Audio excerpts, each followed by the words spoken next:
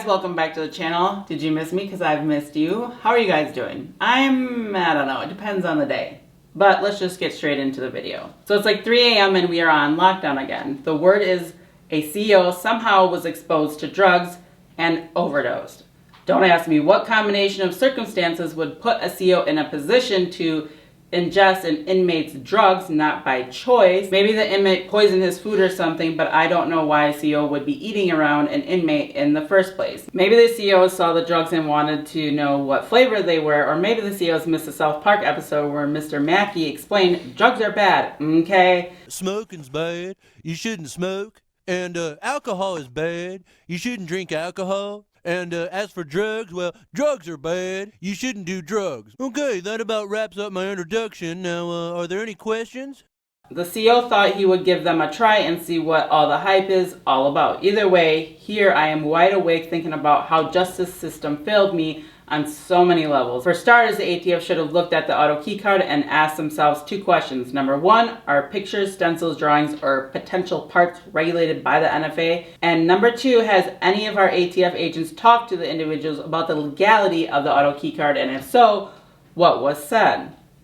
Those 2 questions should have stopped the auto key card case in its tracks, because the NFA has never regulated any kind of illustration, and never before has a gun law ever been interpreted in such a way. If they would have pulled the ATF field phone records, they would have seen that he called within 48 hours of the first auto key card video. It would have been logical that we were talking about the auto key card and they could have asked me what was said, but that's whatever. I mean, their job is to find and put gun owners in jail, so you can't expect much out of them. So moving along to the prosecutor, she should have asked 2 questions that would have stopped the auto key card case in its tracks. Number 1, what is the definition of the word parts as written in law?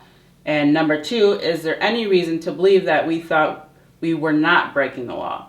Now, the reason those 2 questions are important is because they are what the prosecutor was based on. The auto key card needs to be parts as defined in law, or it does not meet the definition to be regulated by the statute. And if you step outside of the anti-gun fantasy land the prosecutor is living in, any reasonable man would interpret the word part or parts as in more than one, because in other places of the NFA it says part or parts. So if they wanted to include a single part, they would have been written part or parts. That alone should have stopped the prosecutor of the auto key card, because of the rule of levity. It states anytime the law's meaning is in question, you must rule in favor of the defendant. Then you have the key part of the conspiracy, willful violation of the law.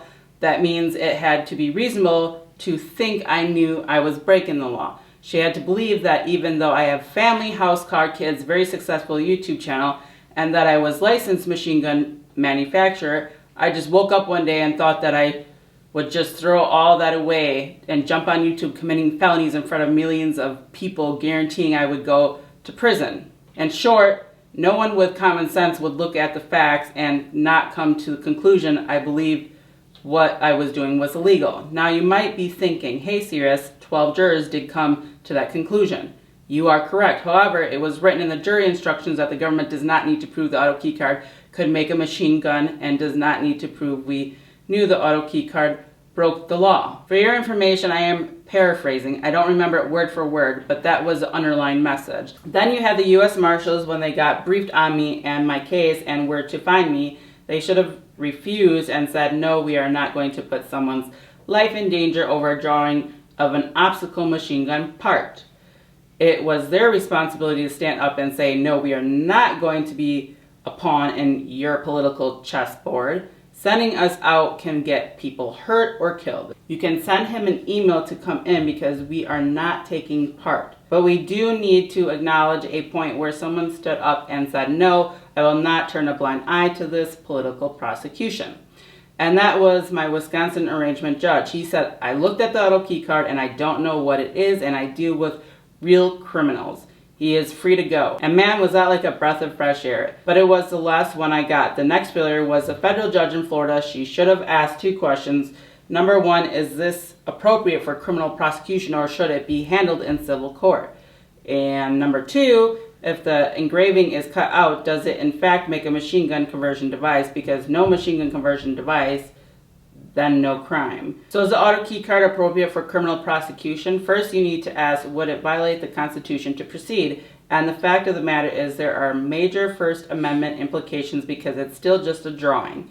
And if that drawing is not protected by the First Amendment, then where does the First Amendment end? Moreover, did they have fair notice? Did anyone send them a cease and desist letter? Was there any reason for them to believe the auto key card was illegal? Has law ever been interpreted in this manner? Does it say anywhere in the NFA that they regulate such a product? The fact is, this should have been handled in civil court to hash out if the auto key card is even illegal in the first place. Because once you get to criminal court, you are there because the law was broken, not because the law may have been broken. You are there to make sure you did it. Next, did the auto key card even make a machine gun conversion device? And the answer to that is no. The ATF had to deviate from the design and use special ammo to make a rifle fire more than one shot with a single trigger pull. They said it on the stand in their testing paperwork. So the judge knew 100% that if I was convicted, an innocent man would be going to prison because we were in trial for something that only looked like it could make a machine gun conversion device, but in fact could not. It was her responsibility to stand up and say, no, I will not allow the ATF to incarcerate an innocent man. And that moves on to the final failure of the DOJ. That is the warden of the prison I am at. He has the power to say, no, I will not stand by and house an innocent man. He is free to go. Will that ever happen? No, because almost no one has what it takes to do what is right. Very true. For example, the news would lose their shit if he did that, and they would want answers. Why he let their political prisoner go when they worked so hard to get me in here, and the story they put out could ruin the warden's chances for career advancements.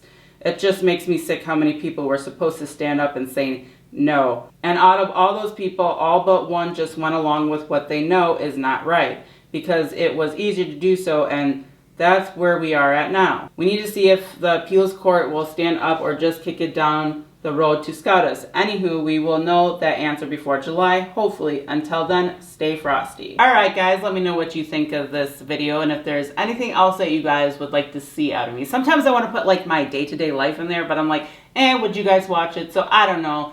I know a lot of you say like you'll just watch me whatever, which I appreciate it, but I don't know. Just let me know what you guys think below, and if you guys would like to continue to support the channel, there'll be links down in the description like Amazon, Cash App, Givesendgo, and the best freaking merch store on the planet, which is only technicalfans at myshopify.com. And yeah, until next video guys, peace.